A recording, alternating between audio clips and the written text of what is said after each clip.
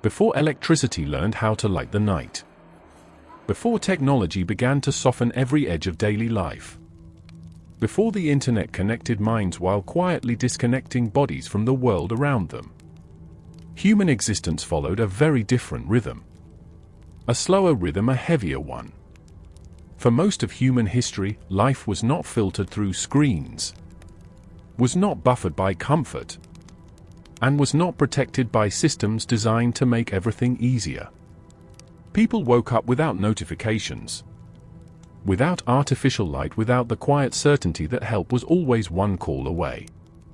They lived in a world where darkness still belonged to the night, where cold entered the body gradually and stayed there, and where survival depended not on speed or information, but on awareness, patience, and endurance.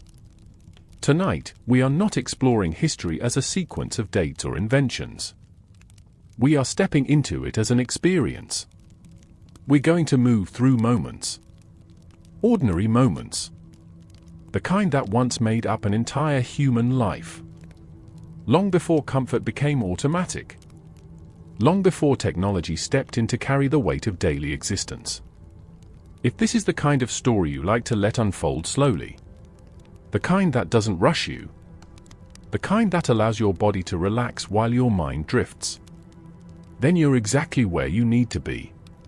Now, let's begin where every day once began. You don't wake up because you feel rested. You wake up because something in the room has shifted. And your body notices it long before your thoughts catch up. The warmth that once lingered near the fire has thinned, stretching itself too far through the space. No longer strong enough to keep the cold from settling where it always does. Along the floor, against the walls, inside your joints. You stay still for a while, not out of laziness, but because stillness is a form of conservation. Movement costs energy. Energy creates heat. Heat is not something you assume will always be there. Your breathing is slow, measured, almost instinctive. As if your body understands that the day ahead may ask more of you than you are ready to give. Around you, the space begins to wake in its own quiet way. A faint sound of wood adjusting to temperature. Fabric shifting as someone nearby changes position. No voices, no urgency. There is no concept of a morning routine here. No expectation of comfort waiting for you on the other side of sleep. You open your eyes and let them adjust, not because there is much to see, but because knowing your surroundings matters. Light enters gradually, never all at once, finding its way through small openings that were never designed to keep the outside world completely out. It doesn't brighten the room so much as it reveals it. The shapes, the closeness, the shared space where privacy has never existed as a need. You sit up slowly, feeling the familiar stiffness in your back and shoulders. Not as pain exactly, but as information. Your body is speaking to you, telling you what kind of day this might be. The surface where you slept offers no softness, but your body no longer expects it to. Comfort is not a standard you measure life against. It isn't even a concept that crosses your mind. You bring your feet toward the floor and pause, already knowing what waits for you there. The cold rises immediately, sharp enough to pull a quiet breath from your chest, but not sharp enough to surprise you. Nothing about this moment is dramatic. Nothing about it feels unfair. This is simply how mornings feel. In a world where technology has not yet stepped in to smooth the transition between rest and responsibility.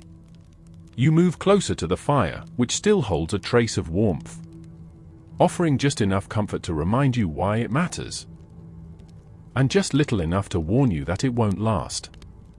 Outside, the day continues to arrive. Not for you, not because of you, but because it always does. And standing there, wrapped in layers meant to protect rather than please. You understand something without ever putting it into words. The world is not designed around your comfort, it never was. And yet, for countless generations people woke up like this. And lived anyway. Now that you've stepped into this world, it's worth pausing for a moment to really understand what life without modern progress actually meant. Because when we talk about living before technology, before electricity, before systems designed to make life easier, we're not talking about a constant struggle or a dramatic fight for survival the way movies like to show it. Most days weren't intense. They were repetitive. They were physical. And they required a kind of attention to the body and the environment that most people no longer practice today. People didn't think of their lives as hard. Hardness implies comparison, and there was nothing to compare this to. This was simply how the world worked. Everyday life was shaped less by ambition and more by limits. Limits on warmth. Limits on energy. Limits on how much the body could give before it needed to slow down. There was no separation between living and maintaining the body. Those were the same thing. This changes how people slept. Sleep, for example, was not a tool for recovery the way we think of it now. It wasn't optimized. It wasn't protected. It wasn't expected to leave you refreshed. Sleep happened when light faded and the body could no longer justify staying awake. And it ended when the environment shifted enough that staying asleep no longer made sense. And because of that, people learned to live slightly tired, slightly stiff, slightly aware of their physical limits at all times. That awareness shaped everything else. This also changed how people used their energy. Energy was never spent casually. You didn't rush unless there was a reason. You didn't move quickly unless the situation demanded it. And you didn't waste effort on things that didn't directly support getting through the day. Modern life teaches us to separate thinking from doing. Back then, they were inseparable. Your body made decisions before your mind finished forming them. You adjusted your posture, your pace, your breathing, not because you planned to, but because your body had learned what worked through repetition. And this is where warmth becomes central. Warmth was never assumed. It was protected. Heat wasn't something you expected to be there when you needed it. It was something you preserved, shared, and carefully maintained. Fire wasn't comfort in the emotional sense. It was stability. It determined where people gathered, how long they stayed awake, and how much energy they could afford to spend before night fully took over. This also reshaped social life.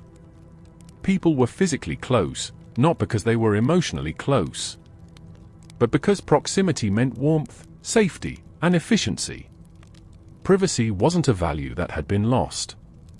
It was a value that had never been invented. And that changed how people thought about themselves. You didn't think of your body as something separate from others. You didn't expect silence. You didn't expect space. The environment was always present. Cold, sound, movement, light, they were never filtered out. This changed how people noticed the world. Because nothing softened those inputs, people became remarkably skilled at reading them. They noticed small changes in temperature. They noticed subtle shifts in light. They noticed when the body felt weaker than usual, or when effort felt more costly than it should. That sensitivity wasn't anxiety. It was adaptation. And this is where modern life quietly diverges. Modern technology removes friction. This world was built entirely on responding to it. Time felt different here. There was no strict division between work and rest, no artificial structure separating one part of the day from another. Time wasn't measured. It was experienced. Days expanded and contracted based on the body's capacity, the weather, the season, and the tasks that actually mattered. No one rushed because of a clock. They moved when movement was necessary and stopped when stopping was wiser. This changed what people expected from life. You didn't expect the day to be comfortable. You didn't expect it to be fair. You didn't expect it to reward effort consistently. Those expectations simply didn't exist. And without them, people adapted not by fighting reality, but by aligning themselves with it. That didn't make life easy, but it made it coherent. And that coherence between the body, the environment, and the limits of energy is something modern life has quietly erased. Not because we improved, but because we buffered ourselves from ever having to notice. This is the world we're exploring now. Not a world of suffering, but a world of constant negotiation between what the body needs, what the environment allows, and what the day demands.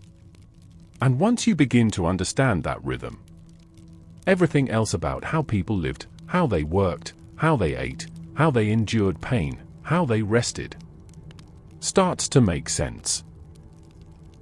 Once you understand this rhythm, the absence of urgency, the absence of expectation, the constant negotiation between the body and the day, everything else about how people lived starts to fall into place.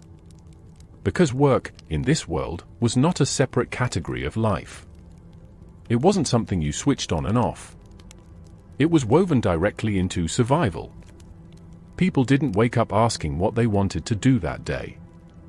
They woke up responding to what needed to be done, what could be done, and what the body could realistically handle. Work followed daylight, not schedules.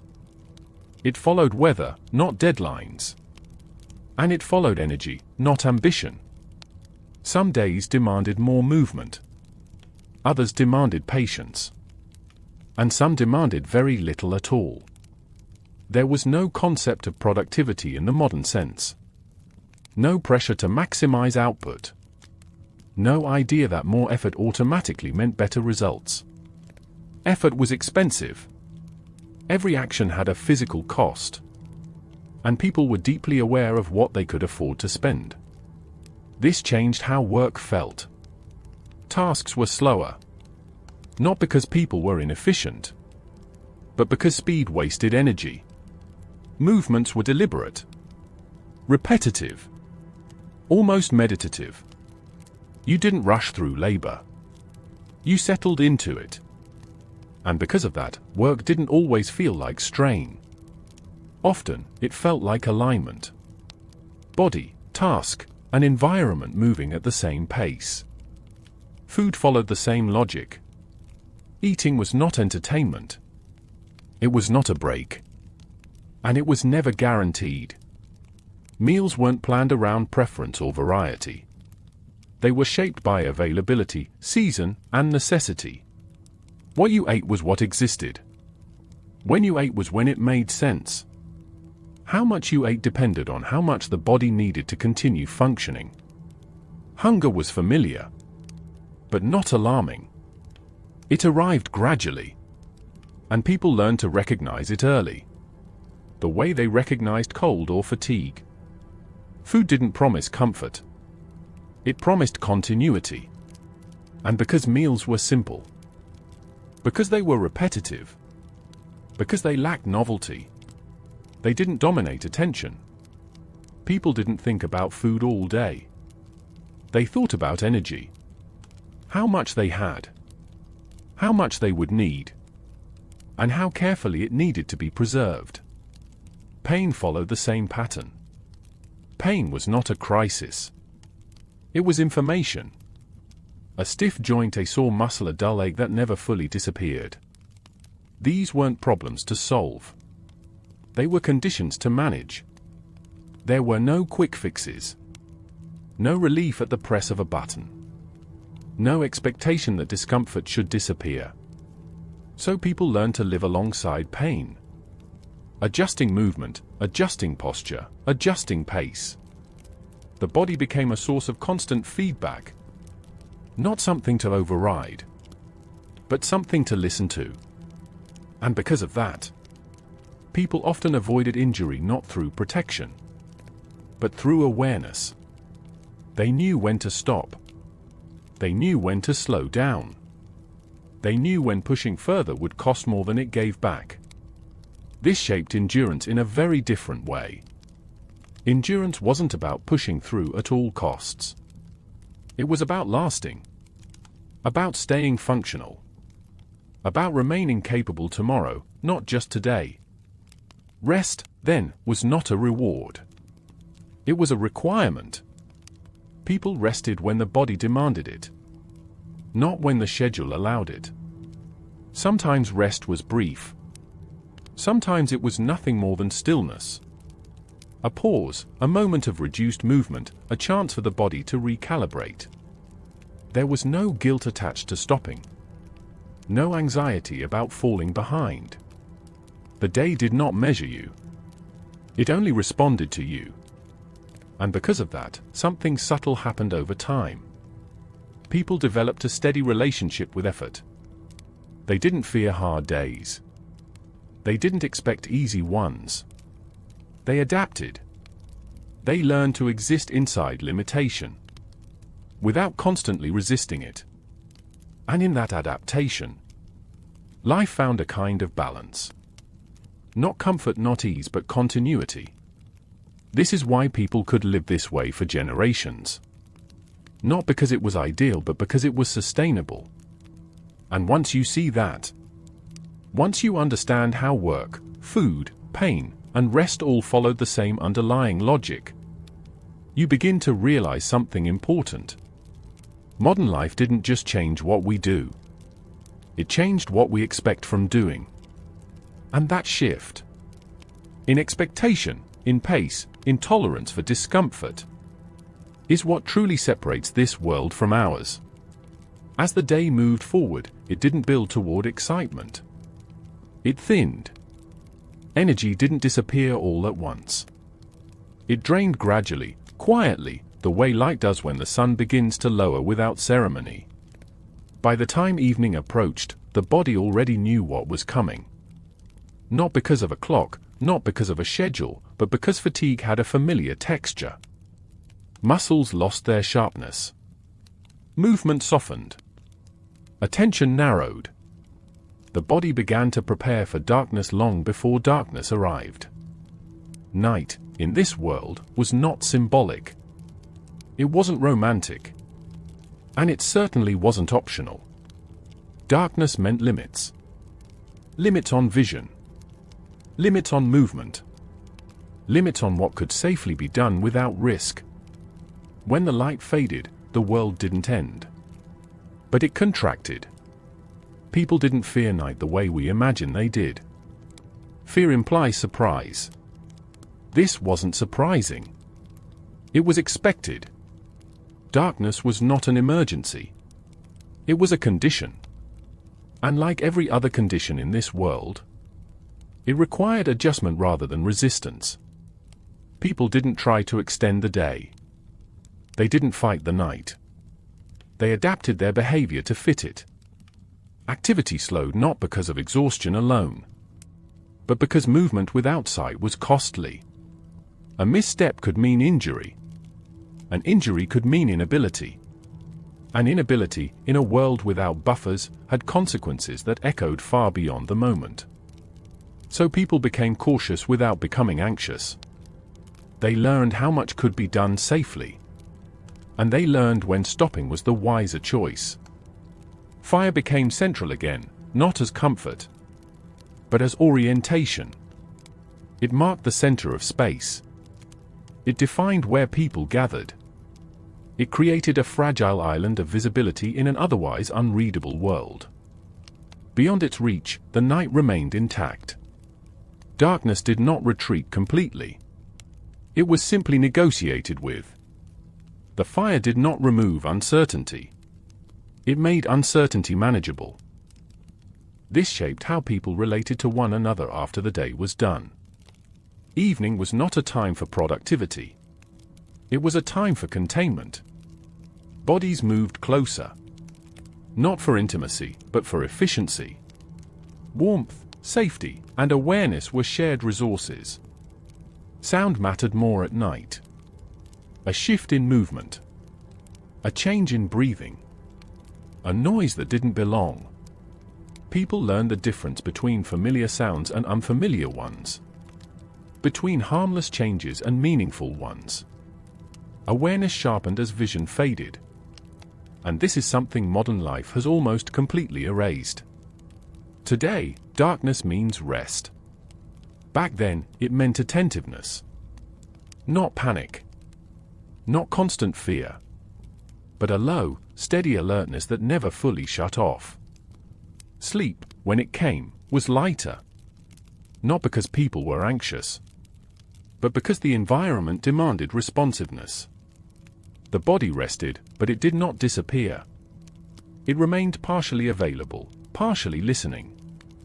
This wasn't insomnia. It was calibration. The nervous system learned how much rest was safe, and how much awareness was necessary. And over generations, that balance became embodied knowledge. Children learned it without being taught. They absorbed it through repetition, through shared space, through watching how adults moved, paused, and responded. No one explained danger in abstract terms. They demonstrated it. Night trained the body differently than day did. Day demanded effort. Night demanded restraint. Together, they created a rhythm that modern life no longer requires. Because today, darkness has been neutralized. Artificial light extends activity without extending capacity. It allows the body to keep going long after its internal signals have asked it to stop. And over time, that changes the relationship between awareness and exhaustion. In the world we're exploring, fatigue was informative. It told you when the day was done. Now, fatigue is something to override. That single difference has reshaped how people relate to effort, rest, and risk. Night, back then, marked a boundary you respected. Now, it's a background you ignore. And that shift matters more than it seems. Because when the day no longer ends naturally, neither does effort. Neither does stimulation. Neither does demand. In the older world, the body was allowed to close the day gradually. In ours, the day dissolves without ever truly finishing. And that changes what rest means. Rest used to be a return to baseline. A narrowing of focus. A reduction of input. Now, rest often happens alongside noise, light, and information. Asking the body to recover while still remaining engaged. The nervous system was not designed for that. And the people in this earlier world didn't need to understand that scientifically to live it correctly. They lived inside limits that protected them, without feeling like restrictions. Darkness forced pause. Silence forced listening. Fatigue forced honesty. You could not pretend to have more energy than you did. You could not borrow endlessly from tomorrow. The night would arrive regardless. And it would take back whatever the day had overextended. This is why balance emerged without being designed. Not because people aimed for wellness, but because the environment enforced it. And this brings us to the quiet truth at the center of this journey. The older world did not require discipline in the modern sense. It required responsiveness. You didn't manage your life. You responded to it. And in doing so, people developed nervous systems that were deeply attuned to reality, rather than constantly negotiating with artificial demands. This doesn't mean life was peaceful. It means it was honest. Effort was visible. Limits were clear. Rest was non-negotiable. And because of that, the cycle could repeat. Day after day. Generation after generation. Not without difficulty. Not without loss. But with continuity. At some point, the world didn't become easier. It became buffered. Difficulty didn't disappear. It was absorbed. Layer by layer, systems stepped in between the body and reality, softening edges, smoothing transitions, and slowly teaching us that friction was optional. And that shift changed us in ways that were never announced. We didn't wake up one day more comfortable. We woke up less aware. Less aware of effort. Less aware of limits. less aware of the subtle signals that once shaped every decision. In the older world, effort was visible. You felt it accumulating in the body. You felt when it needed to stop. Now, effort is abstract. It happens through screens, through posture, through attention held for too long without movement. And because it doesn't look like effort, we don't treat it with the same respect. Rest, too, became abstract. It stopped being a state and became an activity. Something you try to schedule. Something you attempt to optimize. Something you pursue while still connected to noise, light, and information. The body is asked to recover, without being allowed to disengage. And over time, that creates confusion. The nervous system doesn't know whether the day is over or simply paused. Signals blur. Fatigue no longer clearly means stop. It means push differently. Consume something. Distract yourself. Override. Pain no longer clearly means adjust. It means manage. Suppress. Ignore. Discomfort no longer clearly means limit. It means inconvenience. And this is where something essential was lost. Not strength. Not intelligence. But clarity. Clarity about when to move. When to stop. When to rest. When to listen. The older world trained bodies to respond honestly. The modern world trains bodies to negotiate constantly. And negotiation is exhausting. Because it never ends. There is always more light. More input. More demand.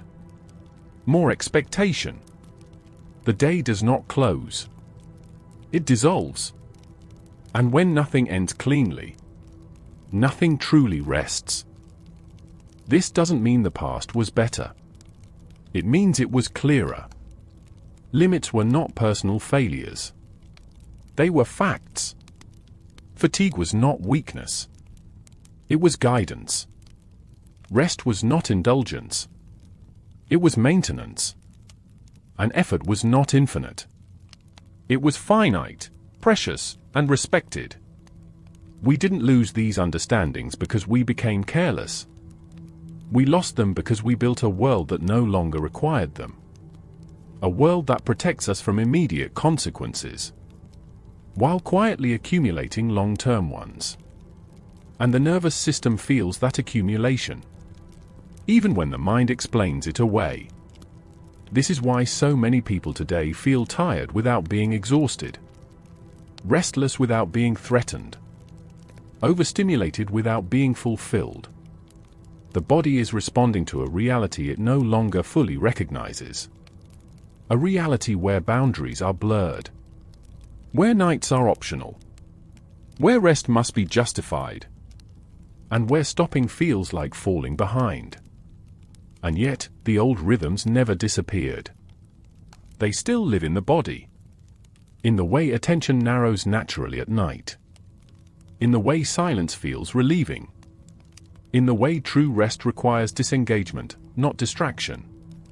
The body remembers a world where days ended. Where effort had edges. Where limits were shared rather than resisted. And that memory still matters. Not as nostalgia. Not as a call to return. But as information. Because understanding how humans once lived is not about going backward. It's about recognizing what the body still needs. In a world that no longer provides it automatically. And once you see that, this entire journey changes meaning. It stops being about history. It becomes about orientation. In the older world, fear was not a constant background noise. It was specific. It had a shape. A sound in the dark that didn't belong. A silence where there should have been breathing. A movement where nothing was supposed to move. Fear wasn't abstract. It wasn't imagined. And because of that, it didn't linger endlessly. When fear appeared, it appeared for a reason. And when the reason passed, so did the fear. Safety, then, was not a feeling. It was a condition. You were safe because someone was near you. Because the fire was still burning. Because the night sounded the way it always had. Presence mattered more than reassurance. People didn't talk their way out of fear. They stood close to one another and listened. And listening was a shared act. At night, no one truly slept alone. Even when eyes were closed, bodies remained aware of one another. A shift in position. A breath taken too quickly. A sound that didn't fit the rhythm of the space. These things were noticed immediately. Not with panic. With attention. Awareness wasn't something you turned on. It was something you lived inside. And that awareness shaped how people related to one another in quiet ways. Closeness wasn't about intimacy or emotional disclosure. It was about regulation. Nervous systems settled because they were not isolated. Warmth traveled from body to body. So did calm. Even silence was shared. No one expected constant stimulation. No one expected novelty. Repetition was not a problem to solve. It was the structure that held the mind steady. Days looked similar. Nights felt familiar. Sounds repeated themselves. And because of that, the brain didn't have to stay alert for constant change. It could rest inside predictability. Boredom, as we understand it now, didn't really exist. There was nothing competing for attention. Nothing pulling the mind in 10 directions at once. When nothing happened, that was not a failure of the moment. It was simply the moment. And in that space, the mind softened. People were not alone often. But when they were, it was usually temporary. Solitude had edges. It ended when the group returned. When the fire was relit.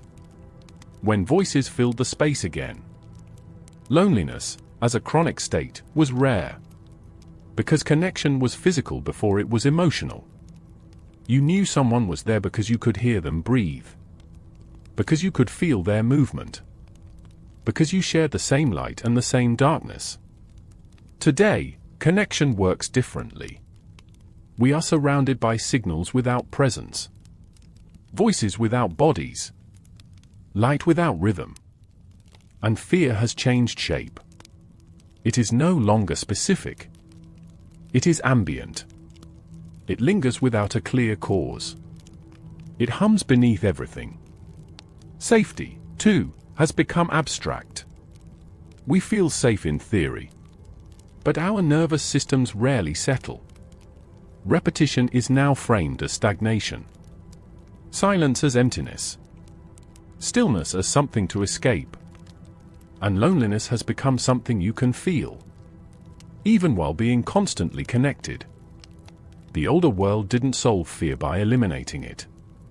It managed it through proximity, predictability, and shared awareness. The modern world eliminated many dangers, but left the nervous system without anchors. And the body notices that absence. It misses the weight of other bodies nearby. It misses the repetition that once told it everything was normal. It misses nights that sounded the same from one generation to the next. This doesn't mean the past was safer. It means it was legible. Threats could be identified. Comfort could be felt. Connection could be sensed without explanation. And in that legibility, the nervous system found rest. Not because life was easy, but because it made sense. By now, it should be clear that this story was never really about the past. It was about contrast. About what becomes visible when two ways of living are placed side by side, not to decide which was better, but to understand what each required from the human body. The older world demanded effort, but it offered clarity. The modern world offers ease, but it asks the body to operate without edges. And the body has always depended on edges. Edges between day and night. Between movement and stillness. between effort and rest, between danger and safety. In the world we stepped into tonight, those edges were unavoidable. Darkness arrived whether you were ready or not. Fatigue made itself known. Silence followed sound. And rest was not something you scheduled, but something you entered. The environment did not ask for constant decision-making. It decided for you. And in doing so, it gave the nervous system something it rarely receives today: certainty. Certainty about when to stop. Certainty about when to stay close. Certainty about when the day was done. Modern life removed many of those external signals. Not out of malice. Not out of ignorance. But out of a genuine desire to protect us from discomfort. And in the process, it shifted responsibility inward. Now the body must decide when to stop in a world that never clearly ends. It must decide when rest is allowed, when silence is acceptable, when stillness is justified. And that is not a small task. Because the nervous system evolved to respond, not to negotiate. It evolved to read the environment, not to argue with it. When signals were clear, regulation happened naturally. When signals blur, regulation becomes effort. This is why so many people today feel tired in ways that sleep does not fix. Why rest can feel unsatisfying. Why stillness can feel uncomfortable instead of restoring. The body is not broken. It is doing exactly what it was designed to do in a world that no longer provides the cues it expects. And that understanding matters. Not because it tells us to return to the past. Not because it offers a simple solution. But because it restores orientation. It reminds us that the need for limits is not weakness. That sensitivity to fatigue is not laziness. That the desire for quiet is not a failure to keep up. These are not flaws to overcome. They are signals to respect. The older world enforced balance without explanation. The modern world requires awareness to create it. And awareness begins with noticing. Noticing when the body asks for less. Noticing when the day has stretched too far. Noticing when stimulation replaces connection. Noticing when rest is attempted without disengagement. These moments are not mistakes. They are invitations. Invitations to reintroduce edges where they have been erased. To allow nights to feel like nights. To let effort have limits. To let rest be unproductive again. You don't need to live differently to understand this. You only need to listen differently. Because beneath the noise, beneath the light, beneath the constant pull of attention, the body is still fluent in an older language. A language of rhythm. Of proximity. Of pause. And when you allow yourself to hear it, even briefly, something shifts. The nervous system settles. The mind softens. And the day finally feels complete. Not because everything was done, but because the body recognizes that, for now, it is enough. And that recognition is where rest truly begins. If you've made it this far, and you're still awake, tell me where you're listening from, and what time it is for you right now. And if these slow, quiet stories help you unwind, don't forget to subscribe. I'll be here again. Good night.